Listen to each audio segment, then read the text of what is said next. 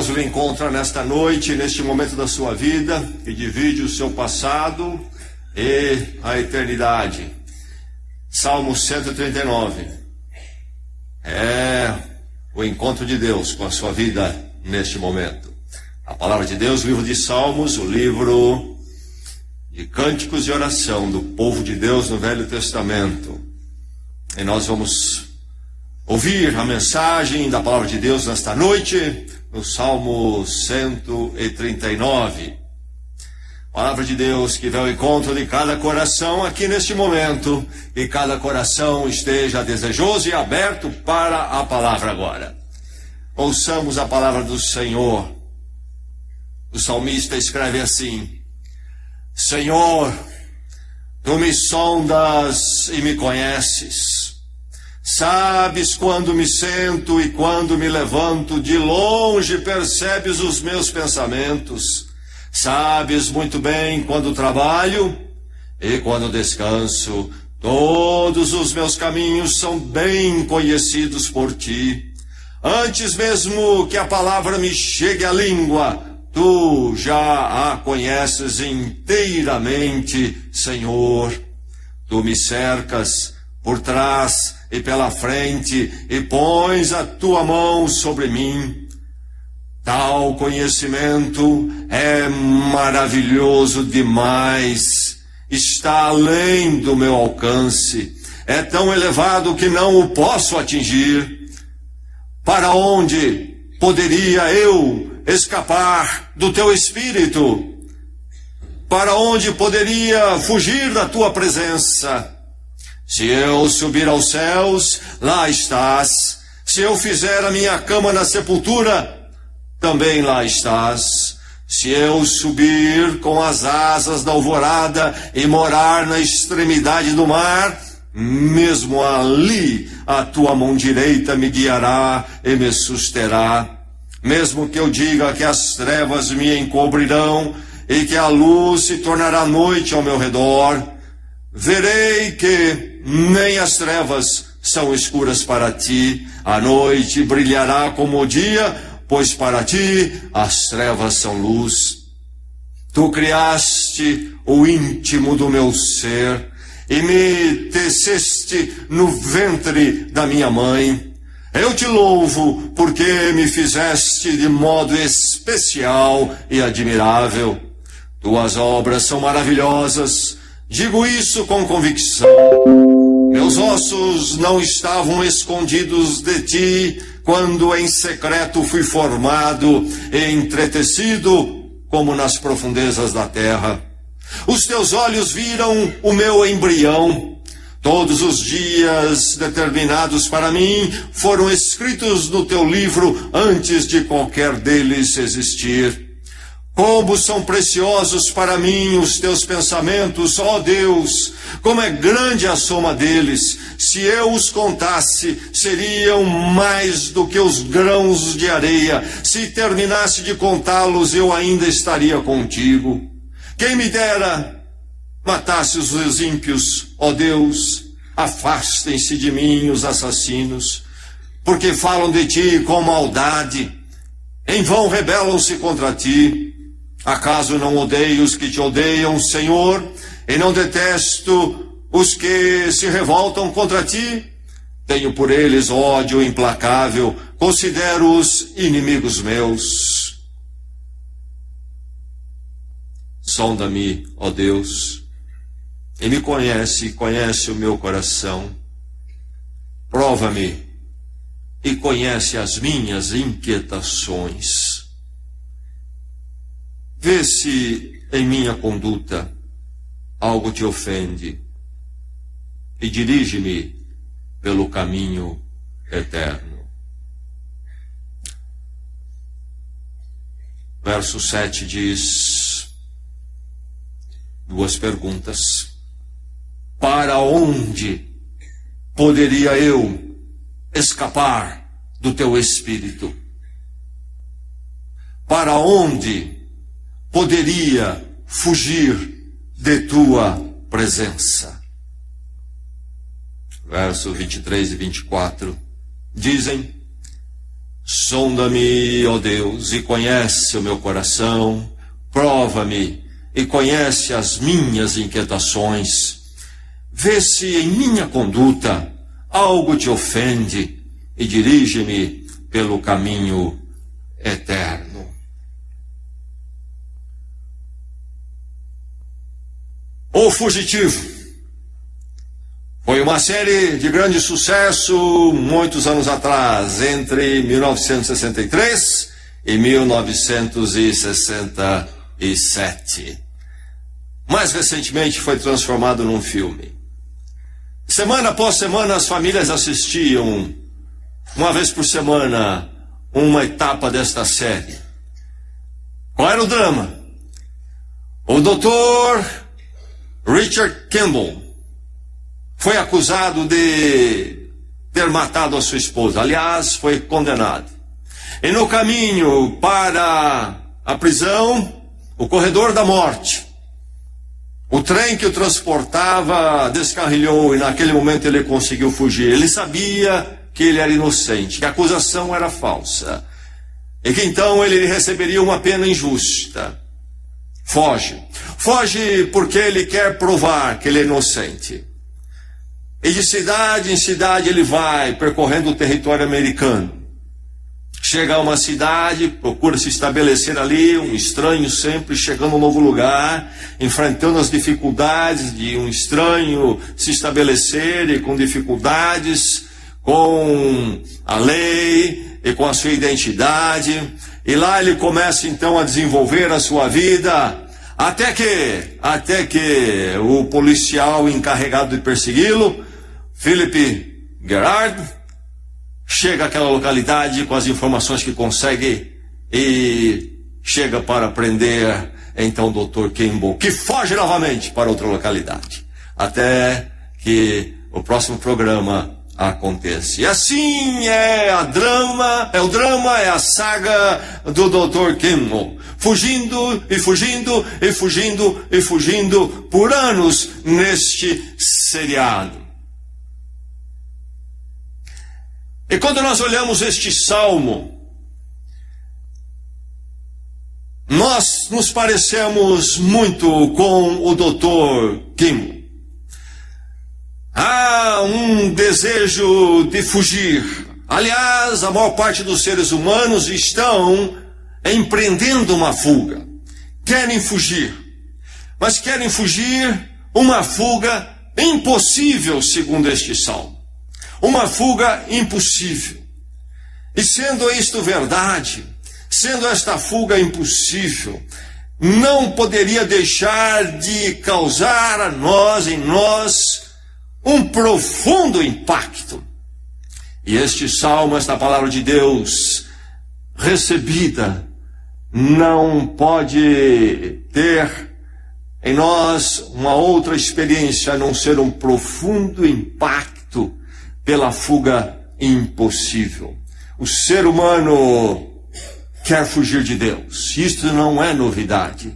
Se nós lermos o livro de Gênesis, o primeiro livro das Escrituras Sagradas, lá dos princípios, o livro de Gênesis, onde nós entendemos os princípios, sim, do universo, do ser humano, mas também do drama espiritual do ser humano. Lá nós vamos encontrar, então, o ser humano rompendo com Deus, escolhendo o caminho rebelde diante de Deus, então chamado pecado. E naquele momento, diz Gênesis, que o ser humano se esconde de Deus, ou pelo menos, ele pensava que podia esconder. E desde aquele tempo, esse é o drama do ser humano, esta é a saga do ser humano, de querer se esconder de Deus. De muitas formas, inclusive transformando Deus em alguém que se adequa ao seu estado fugitivo, isto é, às suas inconformidades com Deus. E para parecer que não é fugitivo, então ele adequa Deus a essa condição dele, de desassossego e rebeldia com Deus. Enfim, diversas formas de fuga. Há também a sublimação, há uma porção de outras formas. Mas o ser humano, então, é encontrado como um fugitivo, mas um fugitivo, segundo este salmo da fuga, é impossível. E uma fuga impossível que, se entendida, há de revolucionar as nossas vidas. O ser humano precisa reconhecer a impossibilidade desta fuga. A razão do ser humano fugir é que ele não reconhece. Não que ele não saiba, provavelmente saiba, mas ele não reconhece, ele não aceita. Diante do óbvio, há uma negação, ele não reconhece a impossibilidade da fuga de Deus, ou do ser humano fugir de Deus. Você tem reconhecido? Reconheça a impossibilidade da fuga. A natureza de Deus, a essência da pessoa de Deus, os atributos de Deus, quem Deus é, torna a fuga impossível. É isto que o Salmo canta de uma forma tão bela, adorando a Deus, reconhecendo a sua grandeza. Se eu for à sepultura, o Senhor lá está. Se eu for às trevas mais densas, o Senhor está ali. Quando eu trabalho, o Senhor me conhece. Quando eu durmo, quando eu descanso, o Senhor me conhece. Antes que a palavra chegue à minha boca, o Senhor já sabe. Se eu puder fugir com a alvorada, o Senhor também está ali. Onde eu fizer a minha habitação, o Senhor me encontra. A natureza de Deus não permite a fuga, mas o ser humano se comporta como se fosse possível, porque ele não quer reconhecer a impossibilidade dessa fuga. É uma impossibilidade que nós chamaríamos na linha filosófica de uma possibilidade ontológica e metafísica, isto é, ontologia, a natureza do ser. Então, quando nós pensamos na nossa natureza de ser, quem nós somos, seres humanos, e pensamos na natureza de Deus, isto é, quem Deus é, ser Deus, nós vamos ver que é impossível fugir. Deus é onipresente, isto é, está em todos os lugares. Deus é onisciente, sabe todas as coisas. Como fugir dele? Canta o salmista se depara com essa maravilha. Ele reconhece e não foge. É necessário chegarmos ao mesmo entendimento do salmista, ao mesmo reconhecimento. É impossível fugir. É uma daquelas realidades, como por exemplo, você dizer na sua aula de geometria, professor, eu quero um quadrado circular. Não existe tal coisa, não somente não existe, como ninguém vai poder inventar isto. É uma impossibilidade. Esta fuga é isto, é dessa natureza, uma impossibilidade. Lembro-me sempre da Vila Sésamo. Aqueles que cresceram com Vila Sésamo, falei do fugitivo, agora Vila Sésamo, estamos aqui no quadro do saudosismo. E lá está o Beto e o Enio conversando. E o programa educativo procurava ensinar muitas coisas, inclusive as dimensões espaciais para as crianças que estão descobrindo o mundo. E lá está um deles, eu creio que é o Enio, e ele pergunta: onde é que eu estou? E o Beto responde, do outro lado da sala: você está lá. E o Enio diz: eu estou lá, sim, por quê? Porque você está lá. E você diz: eu estou aqui. E ele tenta inverter a situação. E novamente ele ouve do seu companheiro: você está lá desse dia. Ou desculpa, ele diz: eu estou aqui, e ele quer estar lá. E ele quer inverter essa realidade do lá e do aqui. Ele quer estar lá quando ele está aqui. Onde eu estou agora? Eu, Jacetão. Eu estou aqui. Eu não estou lá, você está lá. Eu vou estar sempre aqui, em relação à minha pessoa. Não há como se mudar essa realidade. Onde eu estou é sempre aqui. Nunca será lá. Será lá somente aquilo que está além de onde eu estou. É assim. A verdade de Deus, a pessoa dele, de nosso relacionamento com ele, essa dimensão não podemos evitar. Ele nos vê e ele está sempre, sempre conosco. Deus que sabe tudo, e Deus que está em todos os lugares. Nesses dias é nos dito que nós não podemos mais fugir. A tecnologia chegou a um grau tal que qualquer agência com recursos adequados pode saber quase tudo, se não tudo, das nossas vidas. O fenômeno do cartão de crédito, as consultas na internet, a navegação nossa na internet, as câmeras de segurança que se espalham por aí, o pedágio do pagamento ali automático, e daí por diante uma série de outras coisas, radares de trânsito, enfim, através de tudo isto, levantam a nossa ficha, inclusive o nosso programa de vida, e podem saber tudo sobre nós. Se o ser humano, com a sua tecnologia, chega a este grau, vamos dizer aqui, de onisciência, o que diríamos de Deus? O que diríamos de Deus? É preciso reconhecer a impossibilidade dessa fuga. E não reconhecendo, o ser humano então insiste nessa fuga. Insiste. Isto é desgastante. Como no caso do Dr. King. Uma vida desgastante, sempre fugindo, tendo que na sua consciência sempre afastar a pessoa de Deus, sempre se justificando, sempre se explicando, buscando anestésicos, paliativos, enfim, todo tipo de negociação interna espiritual diante da verdade. É uma experiência desgastante, por isso é preciso desistir dessa fuga impossível. O salmista já desistiu. O salmista não vai se desgastar nisto. Aliás, é preciso desistir porque é problemático. Esse desviar de trazer consequências em nosso ser. O ser humano fugindo de Deus é um ser humano que não gira redondo. Há um desassossego na alma humana. Nos nossos dias, mais do que nunca, vemos de uma forma evidente um ser humano problemático, desajustado, em conflitos existenciais. Um ser humano que não está bem. Por isso, é tola essa fuga. É tola porque é o pior, é o caminho pior, é o caminho que traz consequências, gostemos ou não, e consequências difíceis. É preciso desistir dessa fuga impossível. Todos nós ouvimos falar do caso do promotor Igor Ferreira, acusado de ter assassinado a sua esposa em 1998. E acusado e condenado, fugiu em 2001. De 2001 a 2009, foi um fugitivo, perseguido em todo o território nacional, e não foi encontrado pela polícia. Onde estaria ele? Diversas explicações, diversas teorias. Mas finalmente, em 2009, ele se entregou voluntariamente.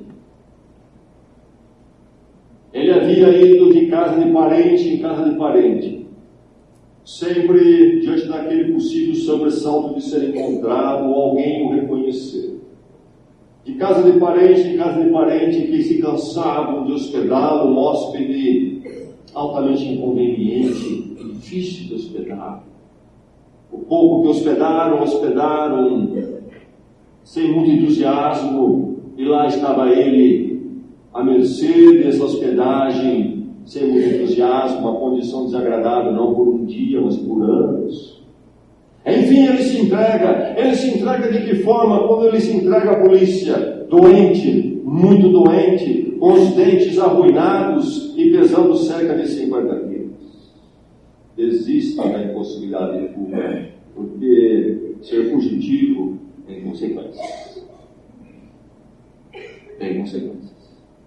Não viveremos de forma balanceada, não giraremos redondos, fugindo de Deus. Faça como o salmista, que contempla a maravilha do conhecimento de Deus, da presença de Deus, da impossibilidade de fuga. Então, louva a Deus, reconhecendo e desistindo de toda tentativa de fugir. Mas por que não desistimos? Temos dificuldade com as implicações. As implicações de reconhecer que não podemos fugir, Implicações de sabermos que na presença de Deus estamos, e estamos sempre, dia e noite, ano após ano, por toda a vida. Quais implicações que são difíceis para nós? A perda da privacidade. Somos aqueles que queremos a privacidade, a individualidade. Surge o homem a partir do iluminismo, em particular, este homem individualista. E este homem, este ser humano que quer a sua autonomia e ser ele mesmo e mais ninguém, e não aceitar intervenção. Essa privacidade nossa, que nos é prezada e com a qual nós trabalhamos com dificuldade, qualquer coisa que nos exponha, nos deixa um tanto quanto desconfortáveis, na verdade. Muitos de nós têm dificuldade, inclusive, por exemplo, com exames, check-ups médicos, porque nós não queremos que seja revelado a verdadeiro estado do nosso ser, do nosso corpo. Muitos fogem. Não quero isso. Não quero esses exames que vão dizer a coisa como é e não como eu quero. Perder a privacidade é um drama humano. Quando nós reconhecemos que não podemos fugir de Deus, essa privacidade vai embora. Deus está no nosso quarto, Deus está no nosso trabalho, Deus está na nossa diversão. Deus está no nosso sono, Deus está no nosso trabalho, Deus está no nosso comer, Deus está no nosso gastar dinheiro. Deus está no nosso arrazoar, nosso pensar. Privacidade zero. Privacidade zero. Não queremos isto. Isto nos tira do trono. Isto nos tira do controle. Me dê a minha privacidade. Fico na fuga porque não quero a implicação de que minha privacidade não existe. Prefiro dizer a mim mesmo que ela existe. Implicações que não gostamos, é preciso aceitarmos as implicações dessa impossibilidade de fuga. Sermos observados constantemente. Nós queremos nossa privacidade. Filhos, especialmente a adolescência, têm sempre uma intriga com seus pais. Eles querem que os seus quartos sejam lugares não somente privados, mas privacidade levada mais além, um lugar secreto. O pai não pode entrar ali, a mãe não pode entrar ali, não pode saber o que tem lá. Lá ele esconde às vezes algumas coisas e não quer que pai nenhum, mãe nenhum encontra. Enfim, eu quero um ambiente pelo menos que seja meu de tal forma que ninguém me observe. E esse comportamento da adolescência, na verdade, é encontrado nos adultos na dimensão espiritual. Implicações de sabermos de que Deus é alguém de quem não podemos fugir. Nos incomoda. É preciso aceitar essas implicações depositadas dessa fuga. Por quê? Porque essa impossibilidade de fuga é a verdade. E não vamos construir uma existência em cima daquilo que não é verdade, simplesmente recusando implicações que não podem ir embora. Não queremos ser conhecidos por dentro e por fora. Não gosto de Deus, do qual não posso fugir nem mesmo no meu íntimo. Isto não é para mim algo confortável. Alguém que me conhece por fora e por dentro. Essas implicações são demais para mim, para o meu ego. É preciso aceitar as implicações dessa impossibilidade. O salmista aceitou. O salmista chegou ao ponto de paz com isso. São verdades das quais eu não posso fugir. São implicações que existem, goste eu ou não goste eu. São implicações que não irão embora. São implicações que eu haverei de tampar com a peneira, mas não serão tampadas. Aceite essas implicações. Você realmente não tem privacidade. Você é observado em todo momento. Você é conhecido por dentro e por fora. O que Deus conhece não é o que seus pais sabem. O que Deus conhece não é o que seu cônjuge sabe. O que Deus conhece não é o que a sua igreja sabe, não é o que o conselho da igreja sabe. O que Deus conhece é o conhecimento absoluto até mais do que você conhece você mesmo, Deus conhece. É preciso aceitar. É preciso aceitar porque os benefícios de entender que Deus me conhece plenamente, são tremendos. Quando eu aceito o fato de que a minha fuga é impossível, quando eu reconheço que essa fuga é impossível, eu começo a tirar proveito desta impossibilidade. Ao invés de fazer mal, começa a me fazer bem. Ela me traz esta consciência de quem Deus é. Esta fuga impossível me traz uma consciência de quem Deus realmente é. Aí eu começo a ver e entender quem Deus é. E dentro de mim e diante de mim cresce esta presença gloriosa de Deus, o meu Deus que tudo sabe e que em todos os lugares está e que é soberano sobre todas as coisas. Maravilha conhecer esse Deus e se deparar com isso pela primeira vez, mas nenhum de nós haverá de viver e conhecer essa verdade gloriosa, a consciência de quem Deus realmente é, enquanto não reconhecemos que a fuga é impossível e que o Senhor está conosco sempre. Mas não somente terei consciência de quem Deus é. Quando eu conhecer quem Deus é, eu conhecerei a mim mesmo de verdade também. Uma das conversas comuns dos nossos dias é: eu preciso me conhecer, eu preciso me entender. O que você tem nessa terapia? Eu preciso me conhecer. Quem está fazendo você se conhecer? O terapeuta. Ele sabe tudo? Ele é onisciente? Ele conhece tudo. É onisciente? Sabe tudo, conhece tudo? Não. Então são dois limitados que vão tornar possível você se conhecer. E não é verdade que você está lá justamente porque você tem barreiras para se conhecer? Quer conhecer a você? Quer conhecer a você mesmo? Que, aliás, é uma necessidade para se encontrar a saúde espiritual, sim. Mas quer conhecer a você de verdade? Conheça esse Deus, tenha consciência desse Deus, sabe, sobre você. E quando você se deparar com Ele, você vai entender quem você realmente é.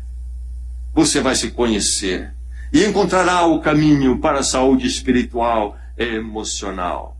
Tire proveito dessa impossibilidade de fuga. Consciência de Deus e então conhecimento de si mesmo.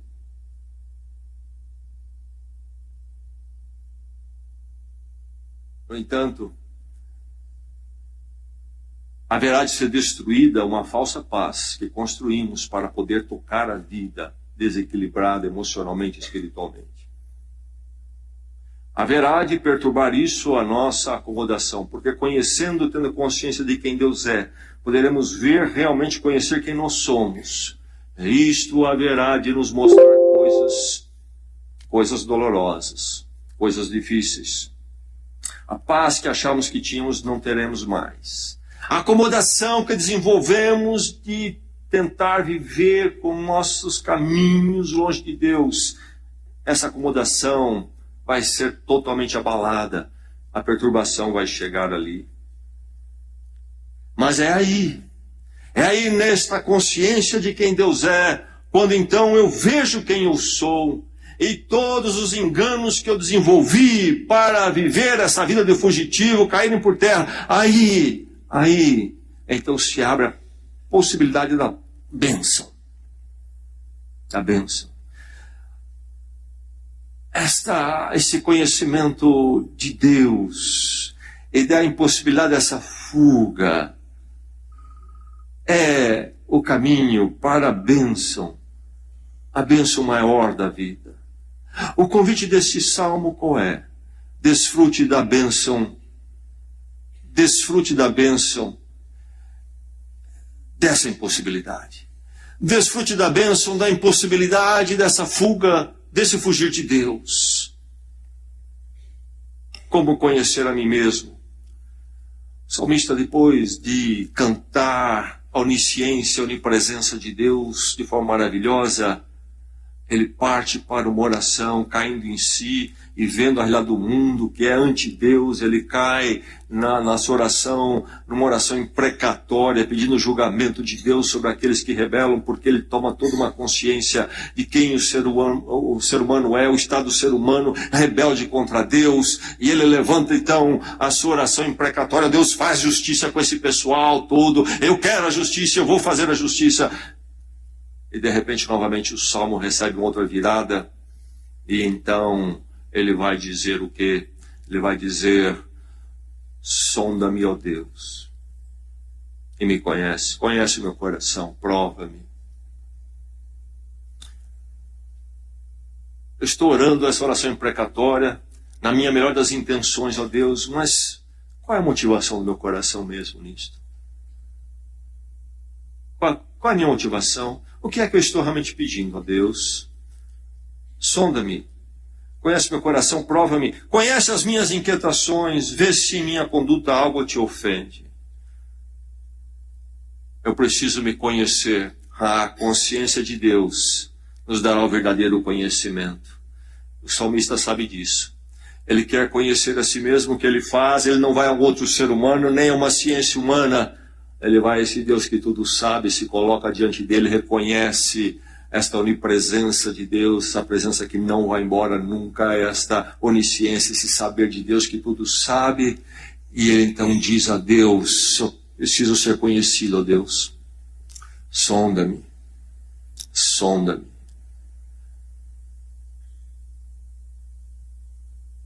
Ele, instrumento divino de penetração no nosso espírito, sondar e conhecer os caminhos mais íntimos. Sonda-me e conhece, ó Deus. É aí então a verdade sobre mim virá à tona. Não virá de outra forma, será somente diante do Senhor. Vê se em mim, em minha conduta, algo te ofende. E aí então, dirige-me pelo caminho eterno, diz ele.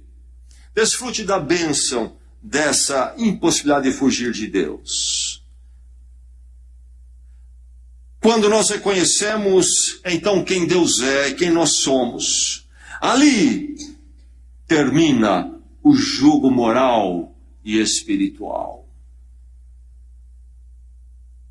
Esse jogo moral e espiritual. As pessoas são religiosas, fugitivas de Deus, mas religiosas. Isto é, desenvolvem religiões para lidar com essa questão de que não se pode fugir de Deus, mas se quer viver fugindo dele. Como acomodar isso? Religiões. É um jogo. Mas nesse momento tudo isso cai por terra. Nesse momento, quando eu vejo quem Deus é, quem eu sou, e toda a verdade vem à tona, termina o jogo moral e o jogo espiritual. Todas as artimanhas espirituais, todas as maquinações humanas, invenções humanas, criatividades humanas, artifícios humanos, para se provar uma perfeição moral, para se dizer que se está num caminho para com Deus, um caminho espiritual onde tudo está bem e será resolvido de alguma forma nesta vida, e alguns até dirão em outra vida. Termina o jogo e se cai na real. Deus me conhece e minha situação é difícil. Mas o salmista diz: e conduza-me pelo caminho eterno. Termina o salmo assim. Quando termina o jogo espiritual e moral, nós somos levados então ao quê? Nós somos levados a um estado interior de profunda consciência de nossa realidade, de que Deus nos conhece e que diante dele nós somos fracassados, somos levados, somos conduzidos à graça única de Deus em Cristo. Somos empurrados para a cruz. Como conviver com esse Deus que tudo sabe e que agora diante dele vejo a mim mesmo, a minha miséria? Como conviver a não ser que eu corra para a cruz onde o perdão de Deus me encontra e me recebe? Por isso ele ora: O Senhor conhece as minhas inquietações. Graça do conhecer a Deus, a bênção do conhecer a Deus quem Ele é, nos leva a Cristo, em Cristo da cruz, onde nós caímos em arrependimento, vendo em Cristo a nossa morte, morte de fugitivos, uma história nossa de fugitivo, é ali, em arrependimento, diante desse Deus que tudo sabe, onde não mais jogo nenhum é jogado, de alma nua e aberta, clamamos pelo perdão e o amor de Deus. Cristo morreu a minha morte. Dádiva do Senhor. Deus em Cristo paga o preço. E ali Deus me concede o perdão. Desfrute da bênção, dessa impossibilidade da fuga. Em eterno. Neste momento nasce de viver e um sentido para a vida. Louvado seja Deus por isto. E aí vivemos diante do Senhor sempre. Saúde para nós, proteção contra o mal. Desfrute da bênção dessa impossibilidade. Desfrute da bênção desta fuga impossível. Porque ela, quando você reconhecer que essa fuga é impossível, ela o levará para os braços de Deus em Cristo, pela cruz. E o levará para esses braços eternamente. Nada melhor do que viver na presença de um Deus que nos conhece e nos conhece absolutamente.